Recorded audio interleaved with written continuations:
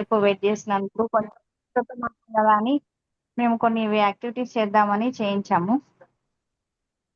Sorry. Hare Krishna Mataji. Mataji Prabhuji అందరికి ప్రణామాలు. నా శిక్షా గురువులందరికీ దండవత్ ప్రణామం. ఓం అజ్ఞానతిమిరాంధస్య జ్ఞానాంజన శలాకయ తస్మై శ్రీ గురవే నమః. నమో విష్ణుపాదాయ కృష్ణ ప్రేష్టాయ భూతలే శ్రీమత్ జయ పతాక స్వామితి నామి నామ ఆచార్య పాదాయ నితాయ పదాయ గౌర కథా దామతాయ నగర గ్రామ తారి. నమో విష్ణుపాదాయ కృష్ణ ప్రేష్టాయ భూతలే శ్రీమత్ భక్తి వేదాంత స్వామి నిత్య నామిని నమస్తే సరస్వతే దేవే గౌరవాన్ ప్రచానే నిర్విశేష శూన్యవాది పాశ్చాత్య దేశతారిణి.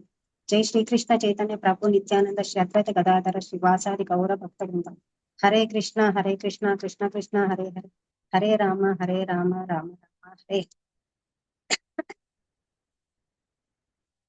హరే కృష్ణ మాతాజీ అందరికి ప్రణామం.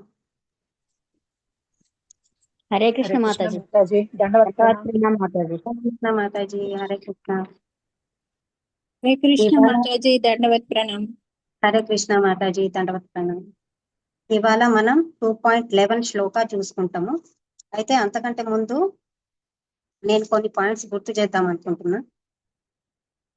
మా ఫస్ట్ చాప్టర్ మనము ఎప్పుడైనా ఈ భగవద్గీత మనము కృష్ణుని ద్వారా కొన్ని విషయాలు అన్ని తెలుసుకోగలుగుతున్నాం అన్నమాట. కృష్ణుని మాధ్యమం ద్వారా మనము కొన్ని విషయాలు తెలుసుకుంటున్నాం. అయితే ఇక్కడ చాప్టర్ 1 లో లాస్ట్ శ్లోకంలో ఏం తెలుసుకుంటున్నాం అంటే నిజమైన భక్తుని లక్షణాలు ఆ శ్లోకంలో చెప్తున్నారు అన్నమాట. ఎలా ఉండాలి అంటే దయ, ఇంకా కోమలమైన హృదయము, భక్తియుక్త సేవలో ఉన్న మానవుడు, అది భక్తుని లక్షణాలు అని ఇక్కడ చెప్తున్నారు. అంటే ఆ చాప్టర్ ఎండింగ్ లో మనకి అర్జునునికి అలాంటి లక్షణాలు ఉన్నవి అని మనము అర్జున్ ద్వారా మనం తెలుసుకుంటాం అన్నమాట. ఇప్పుడు అర్జునుడు ఆత్మజ్ఞానం వినడానికి సిద్ధంగా ఉన్నారు అని మనకి అక్కడ అర్థమవుతుంది అనమాట. అంటే ఇప్పుడు అలాంటి లక్షణాలు వచ్చిన తర్వాత అర్జునుడు సెకండ్ చాప్టర్ లో 2.7 లో ఏమన్నారు అంటే ఆయన లోహం వలన ఆయన ఆలోచించుకోలేకపోతున్నాడు అనమాట. అంటే అందరు బంధువులు ఉన్నారు కదా, నేను యుద్ధం చెయ్యాలా వద్దా అనే సందిగ్ధంలో ఉన్నప్పుడు ఆయన ఏం ఆలోచిస్తారు, ఆయన గురువుని ఆశ్రయిస్తారు అన్నమాట. అంటే మనము కూడా అలాంటి భక్తుని లక్షణాలు మనకు వచ్చిన తర్వాతనే మనం భక్తియుక్త సేవ చేస్తున్నప్పుడు మనం గురువుని ఆశ్రయించాలి అని మనం అక్కడ తెలుసుకోవాలన్నమాట. అంటే మనకు గురువుని ఆశ్రయించాలి అంటే మనకి గురువు మీద నమ్మకం ఉండాలి. ఆయన చెప్పింది మనం పాటిస్తూ ఉంటే మనం భక్తిలో ముందుకు వెళ్ళగలుగుతాం అన్నమాట. అందుకనే ఇట్లా అన్ని లైన్గా చెప్తున్నారు అనమాట. ఫస్ట్ భక్తుని లక్షణాలు అర్జున్ ద్వారా మనకు తెలుస్తున్నాయి అన్నమాట. తర్వాత ఆయన గురువుని ఆశ్రయించిండ్రు అనమాట. అది మనం నేర్చుకోవాలన్నమాట 2.7 లో. అయితే ఇక్కడ ఇంకేమున్నది, ఇంకా 9th లో 2.9 లో సంజయుడు ఏం చెప్తున్నారు ధృతరాష్ట్రునికి, ఆయన యుద్ధం చేయను అంటున్నారు, భిక్షం ఎత్తుకోనైనా జీవిస్తా గాని యుద్ధం చేయను అని అన్నారు అని సంజయుడు అంటారనమాట. అప్పుడు ధృతరాష్ట్రుడు చాలా సంతోషంగా ఉంటాడు అనమాట. అంటే నా రాజ్యం మొత్తం నా పుత్రులకి లభిస్తుంది కదా అని ఆయన ఆలోచనతోటి సంతోషం పడుతుంటాడు. అయితే అప్పుడే సంజయుడు ఏమంటాడు, నువ్వు సంతోషపడొద్దు, అటు సైడ్ ఉన్నది శ్రీకృష్ణ భగవంతుడు. ఇప్పుడు అర్జునుడు ఆయనని గురువుగా స్వీకరించినారు. ఇప్పుడు ఆ శ్రీకృష్ణ భగవంతుడు ఏం చేస్తారు, ఆయనకేమున్నాయి, బంధాల వల్ల శోకములు ఉన్నారు, ఆ శోకాలన్నీ పోయేటట్టు చేసి బంధ విముక్తుని చేసి ఆయనకి జ్ఞాన ప్రకాశం పొందేటట్టు చేస్తారు అని మళ్ళీ చెప్తారనమాట సంజయుడు ధృతరాష్ట్రునికి. నిన్న 2.10 చూసుకున్నాం. నిన్న ప్రభుజీ చెప్పినారు 2.10. అంటే భగవంతుడు ఫస్ట్ అర్జునునికి మిత్రుడుగా ఉంటాడు అనమాట. అంటే మనం భగవంతుణ్ణి ఎలా కోరుకుంటామో ఆయన అలాగే మనకి ప్రతిస్పందిస్తారనమాట. ఇప్పుడు అర్జునుడు ఆయనకి మిత్రుడు, అసలైతే చిన్నప్పటి నుంచి మిత్రులు అనమాట, వాళ్ళిద్దరు ఫ్రెండ్స్ అనమాట. కానీ ఇప్పుడు అసలైన సమస్య వచ్చింది ఆయనకి, యుద్ధం చెయ్యాలా వద్దా అని ఆయన సమస్యల్లో ఉన్నప్పుడు ఆయన గురువుగా స్వీకరిస్తాడు. అంటే మనము ఎలా మనము అనుకుంటామో భగవంతుడు మనకు అలా ప్రతిస్పందిస్తాడు అనమాట. ఆయన గురువుగా కావాలనుకున్నాడు కాబట్టి అర్జునునికి గురువుగా అవుతాడు అనమాట. యశోదమ్మ పుత్రునిగా కావాలనుకుంటది కాబట్టి పుత్రునిగా అవుతారు అనమాట. అట్లా మనం అట్లా ఇది ఇక్కడ 2.10 లో మనకు అర్థమవుతుంది అనమాట భగవంతుని గురించి ఇలా తెలుసారు. నిన్న ప్రభుజీ కొన్ని స్టోరీ కూడా చెప్పినారు. భీష్ముడు ఆ జన్మ బ్రహ్మచారి అని అట్లా అని చెప్పినారు. అంటే కృష్ణుడు కూడా ఆ జన్మ బ్రహ్మచారి అని ఒక స్టోరీ కూడా చెప్పినారు హరిదాస్ ఠాకూర్ గురించి. అంటే అది చెప్తున్నప్పుడు నాకు ఇంకొక కథ కూడా గుర్తొచ్చింది. అది నేను లాస్ట్ కి శ్లోక అయిపోయిన తర్వాత కంటిన్యూ చేస్తాను స్టోరీ. ఇవాళ 2.11 శ్లోక. మాతాజీ డిస్ప్లే చేస్తారా శ్లోక?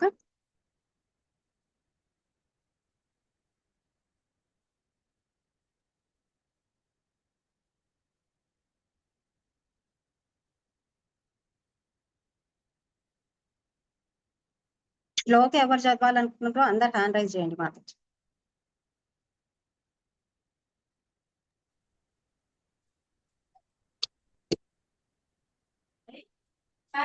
నేను చదువుతాను ఒకసారి.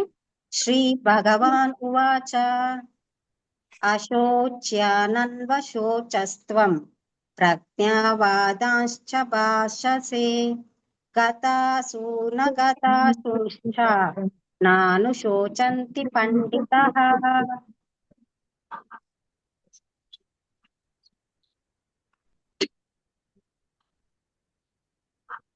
సుజాత మాతాజీ మీరు చదవండి. ఓకే మాతాజీ. శ్రీ భగవానువాచ అశోచ్యానన్వశోచస్త్వం ప్రజ్ఞావాదాం చ భాషసే గతాసూన గతాసూం చ నానుశోచంతి పండితాః. నెక్స్ట్ సరోజ మాతాజీ మీరు చదవండి. हरे कृष्ण माताजी धन्यवाद प्रणाम श्रील హరే प्रभु जय। श्री भगवानुवाच अशोच्यानन्वशोचस्त्वं प्रज्ञावादाञ्च भाषसे गतासून गतासूञ्च नानुशोचन्ति पंडिताः। हरे कृष्ण माताजी धन्यवाद प्रणाम। నాగమణి మాతాజీ మీరు చదవండి. నెక్స్ట్ హరే కృష్ణ. హరే కృష్ణ మాతాజీ. ప్రణామ్ మాతాజీ. శ్రీ భగవానువాచ అశోచ్యానన్వశోచస్త్వం ప్రజ్ఞావాదాంశ్చ భాషసే గతాసూన గతాసూంశ్చ నానుశోచంతి పండితాః. హరే కృష్ణ. ఉమా మాతాజీ మీరు చదవండి. నెక్స్ట్ హరే కృష్ణ మాతాజీ. హరే కృష్ణ. శ్రీ భగవానువాచ అశోచ్యానన్వశోచస్త్వం ప్రజ్ఞావాదాం చ భాషసే గతాసూన గతాసూం చ నానుశోచంతి పండితః. హరే కృష్ణ. జేపీ గౌడ్ అని ఉంది మాతాజీ. హరే కృష్ణ మాతాజీ.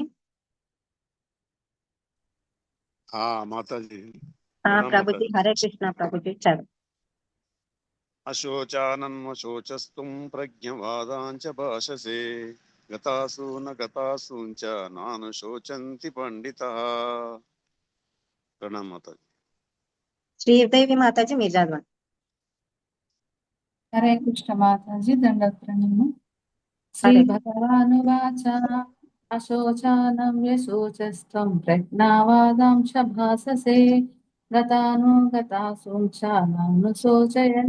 నానుశోచంతి పండితాః.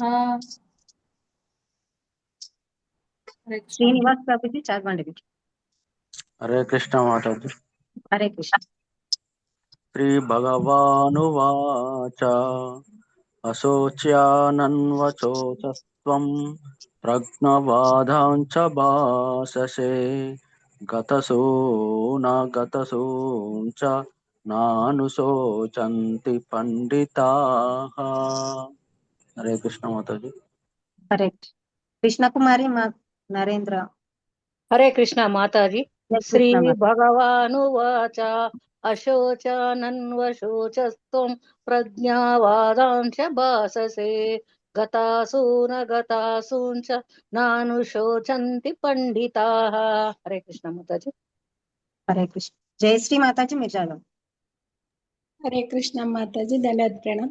శ్రీ హరే కృష్ణ. భగవానువాచ అశోచానన్వశోచత్వం ప్రజ్ఞావాదాంచ భాససే గతాసూన గతాసూంచ నానుశోచంతి పండితాః.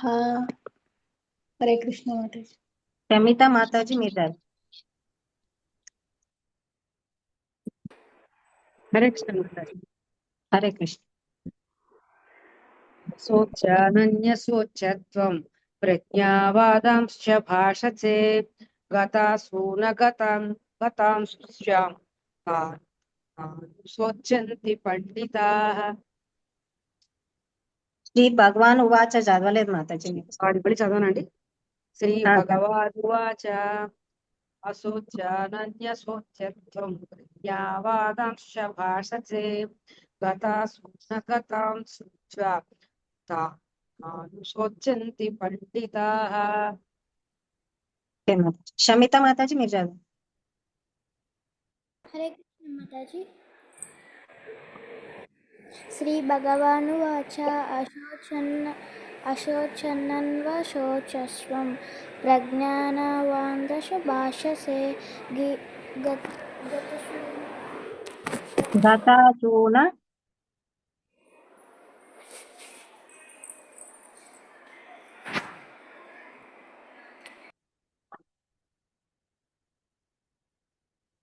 హరే కృష్ణ మాతాజీ.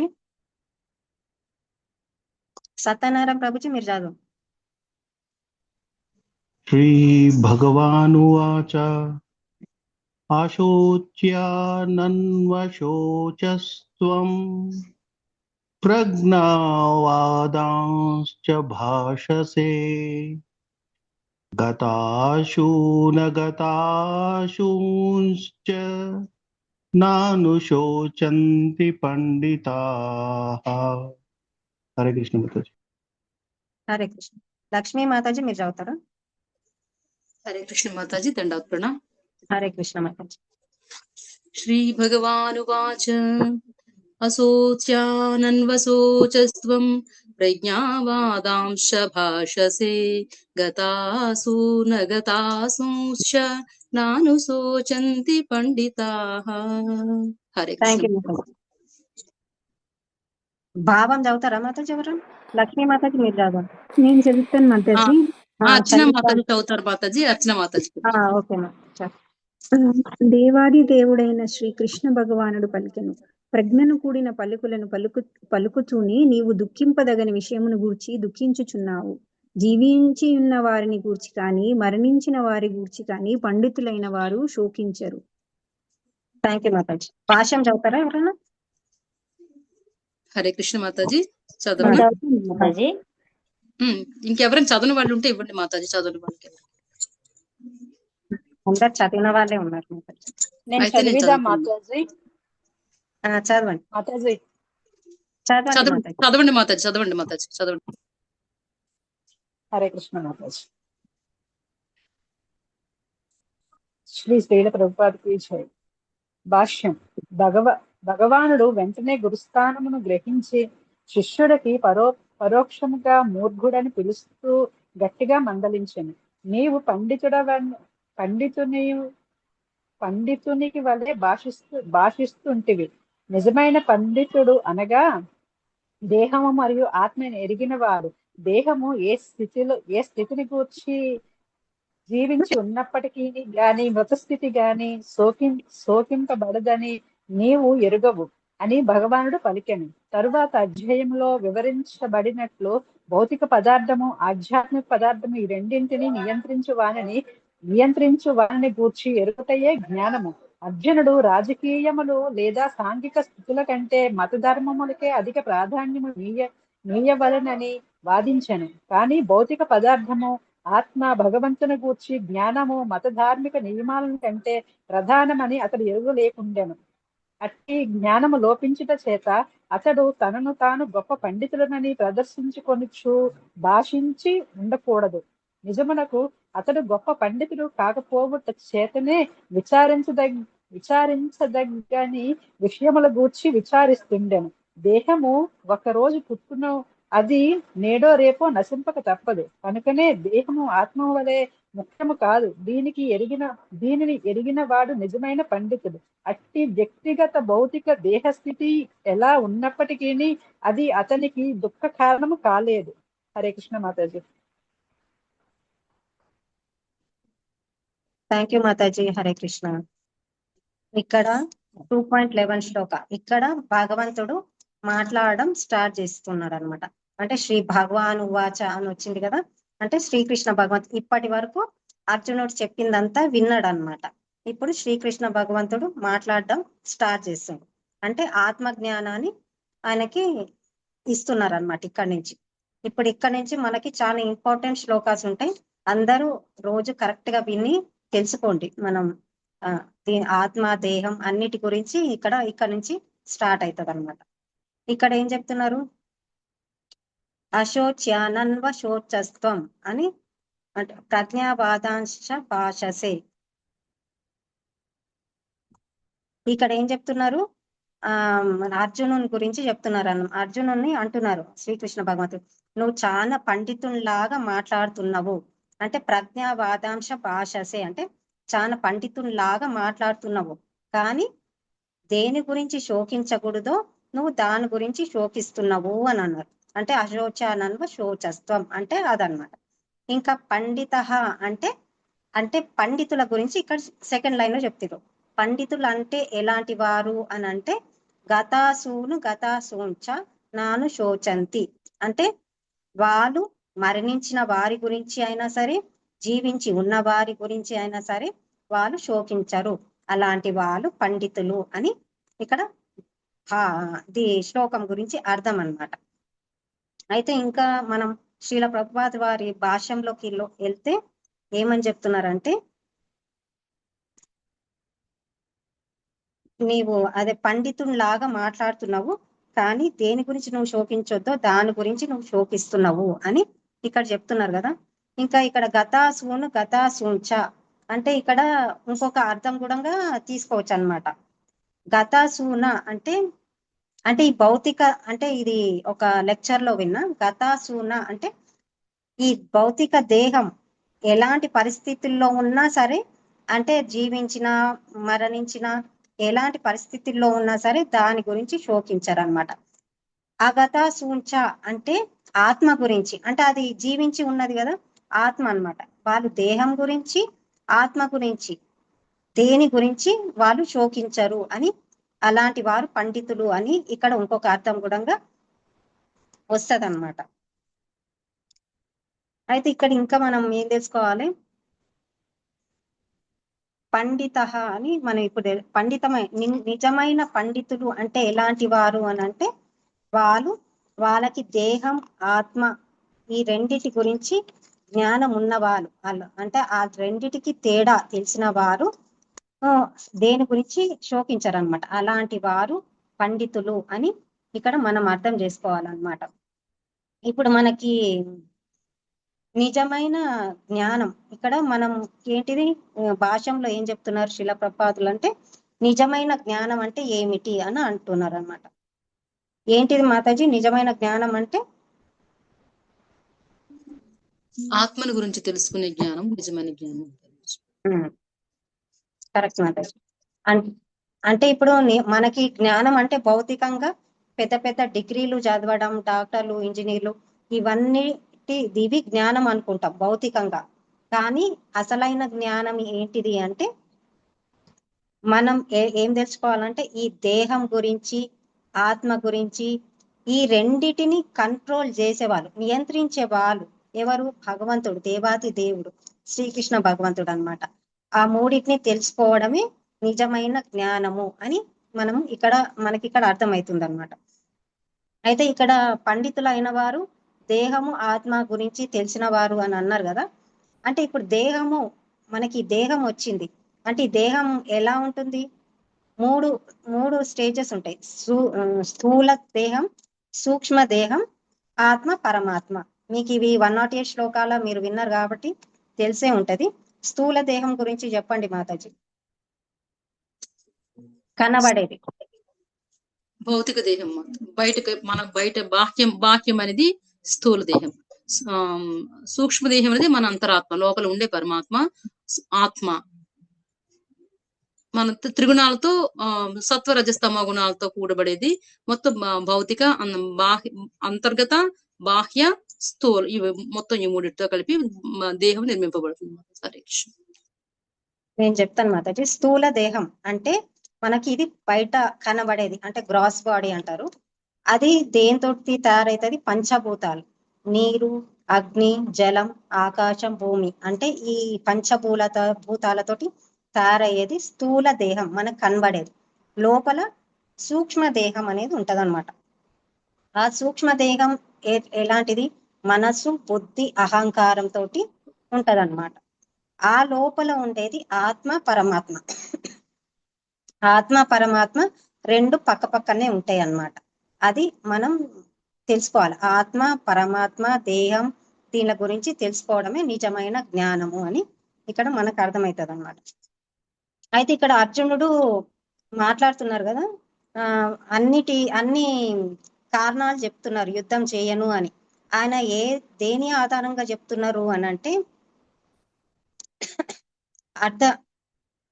అర్థశాస్త్రం, ధర్మశాస్త్రాలు ఆధారంగా అర్జునుడు మాట్లాడుతున్నాడు అన్నమాట. అంటే అర్థశాస్త్రాల ఆధారంగా ఏమని చెప్తారు అంటే, ఎవరైతే దుర్మార్గులు ఉంటారో వాళ్ళని చంపొచ్చు అని అర్థశాస్త్రంలో చెప్తారన్నమాట. అయితే ధర్మశాస్త్రంలో ఏముంటది అంటే, ఏ ప్రాణికి హాని చేయకూడదు అని ధర్మశాస్త్రం ప్రకారం ఉంటది. అయితే అలాంటి అన్ని శాస్త్రాల ఆధారంగా అర్జునుడు మాట్లాడుతున్నాడు అన్నమాట. అందుకని ఆయన ప్రజ్ఞావాదాంచ భాషసి అన్నారు. అంటే నువ్వు చాలా పండితునిలాగా మాట్లాడుతున్నావు, కానీ నువ్వు ఏ దాని గురించి శోకించకూడదు, నువ్వు దాని గురించి శోకిస్తున్నావు అని అక్కడ శ్రీకృష్ణ భగవంతుడు అంటాడు అనమాట. అందుకని అయితే ఇక్కడ మనం అర్జునుడికి అన్ని ధర్మశాస్త్రాల ఆధారంగా మాట్లాడుతుండు, కానీ అసలైన గొప్పదైన అంటే ఈ అర్థశాస్త్రం, ధర్మశాస్త్రాల కంటే గొప్పదైన శాస్త్రం ఏంటిది అంటే జ్ఞాన శాస్త్రం అని ఉంది అన్నమాట. అది అర్జునునికి ఇప్పుడు శ్రీకృష్ణ భగవంతుడు బోధిస్తారు అన్నమాట. నెక్స్ట్ శ్లోకా నుంచి ఇంకా క్లియర్ గా బోధిస్తారు అన్నమాట. అయితే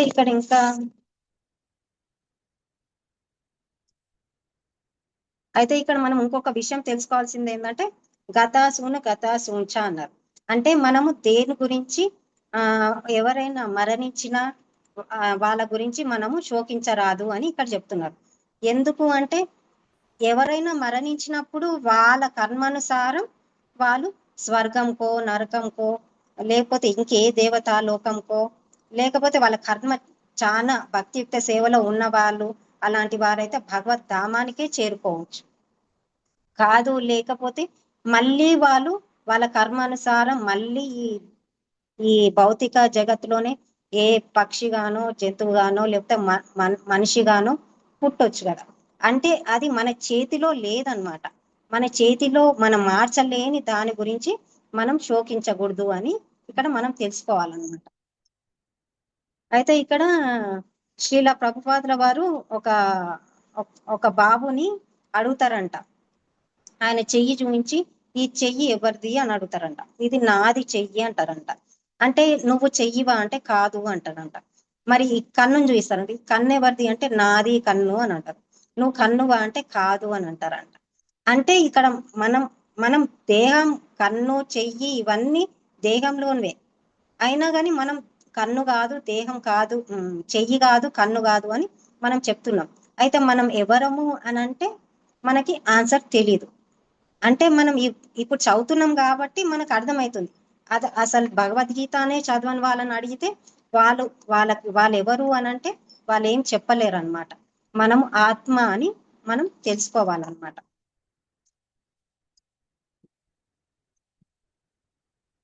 అయితే ఇక్కడ మనం ఈ శ్లోకం ద్వారా మనం ఇంకొక విషయం ఏం తెలుసుకోవాలంటే, అంటే మనం ఈ భౌతిక దేహానికి మనం చాలా ఇంపార్టెన్స్ ఇస్తాం అన్నమాట. అంటే ఎవరన్నా మనం అందంగా లేకపోయినా, అంటే మీరు నల్లగా ఉన్నారు, పొట్టిగా ఉన్నారు, చాలా పొడుగున్నారు, అంటే ఇలాంటివి ఏవన్నా కామెంట్ చేసినప్పుడు మనకి చాలా బాధ అనిపిస్తుంది అన్నమాట. అంటే ఆ దేహం గురించి దేహ భావనలు ఉన్న వాళ్ళకి చాలా బాధ అనిపిస్తుంది.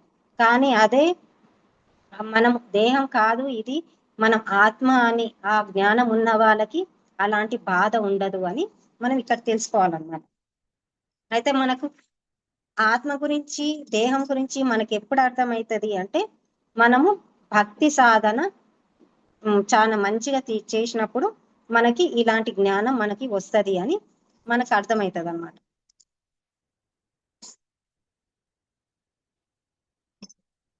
హరే కృష్ణ మాతాజీ. ఈ శ్లోకంలో అయితే ఇంతవరకే ఇదే ఉంది. ఇంకేమైనా డౌట్స్ ఉంటే అడగండి మాతాజీ.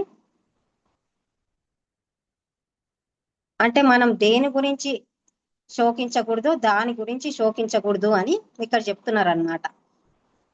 అని మన భౌతిక దేహంలో ఎన్నో మార్పులు వస్తుంటాయి, దాని గురించి మనము శోకించకూడదు అని ఇక్కడ చెప్తున్నారు అన్నమాట.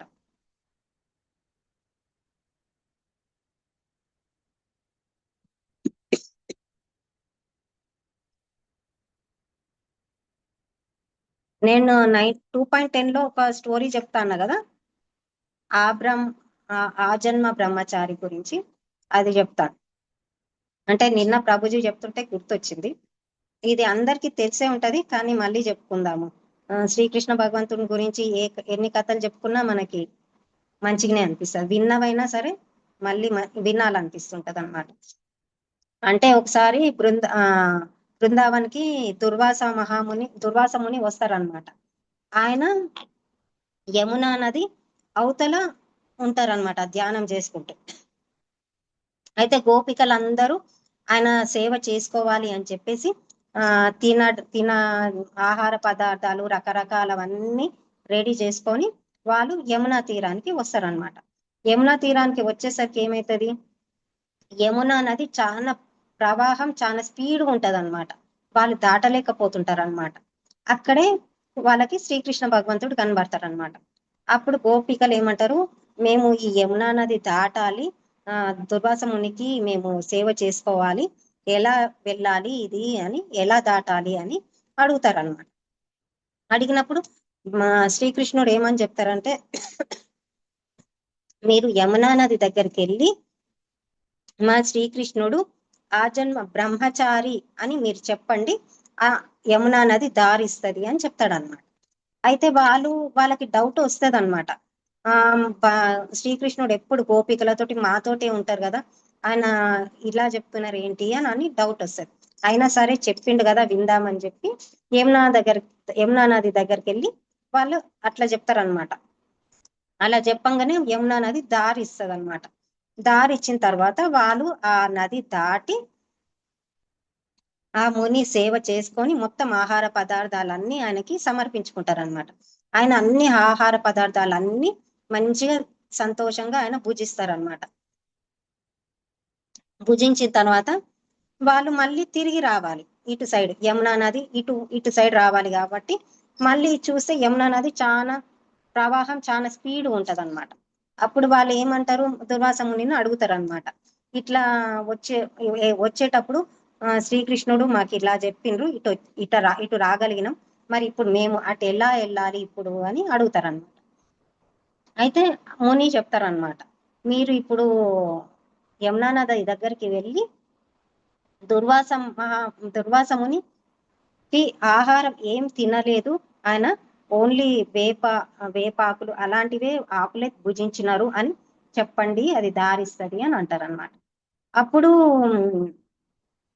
గోపికలకి అర్థం కాదనమాట, మేము పెట్టినవన్నీ తిన్నారు కదా, మంచిగా సంతోషంగా ఆనందంగా అన్ని తిన్నారు కదా, ఇలా చెప్తున్నారు ఏంటి అని అనుకుంటారు. సరే అని చెప్పేసి ముని చెప్పినట్టే అక్కడ యమునా నది దగ్గరికి వెళ్ళి చెప్తారనమాట. చెప్పంగానే యమునా నది దారి ఇస్తుంది. దారి ఇచ్చిన తర్వాత వాళ్ళు ఇటువైపు వచ్చేస్తారు అనమాట. ఇటువైపు వచ్చేసిన తర్వాత వాళ్ళు శ్రీకృష్ణ భగవంతుణ్ణి అడుగుతారనమాట, ఎందుకు ఇలా అయింది మాకు అర్థం కావట్లేదు, ఆయన మొత్తం భోజనం అంతా భుజించిండ్రు కానీ నేనేమి తినలేదు అని అక్కడ అన్నారు. అప్పుడు యమునా నది దారిచ్చింది. ఇక్కడి నుంచి మీరేమో బ్రహ్మచారి, ఆజన్మ బ్రహ్మచారి అంటే యమునా నది దారిచ్చింది.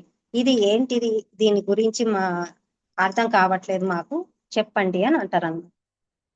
అంటే శ్రీకృష్ణ అంటే వాళ్ళు ఇంద్రియ నిగ్రహము అలా ఉంటదన్నమాట. అంటే వాళ్ళు శ్రీకృష్ణ భగవంతుడు గోపికలతోటి ఉన్న ఆయన బ్రహ్మచారి అన్నమాట. ఇప్పుడు దుర్వాసముని అంత ఆహారం భుజించిండ్రు. ఎందుకు భుజించిండ్రు? గోపికలు వాళ్ళు సేవ చేసుకోవాలని వచ్చిండ్రు, ఆ భక్తుల కోసం ఆయన భుజించిండు. కానీ ఆయనకి అది తినాలని దాని మీద కోరిక అలాంటివి ఏమీ లేవన్నమాట. మళ్ళీ తిన్న తర్వాత కూడా మళ్ళీ దాని మీద కోరిక తినాలన్న కోరిక వాళ్ళకు ఉండదన్నమాట. అందుకని అంటే వాళ్ళు తిన్నా కూడా తిననట్టే అని ఇక్కడ అర్థం అన్నమాట.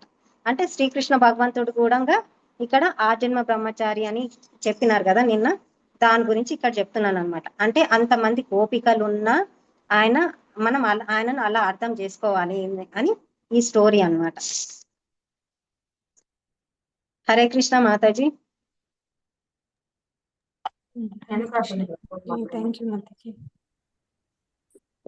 ఈ శ్లోకం వల్ల ఏమైనా డౌట్స్ ఉన్నాయా మాతాజీ?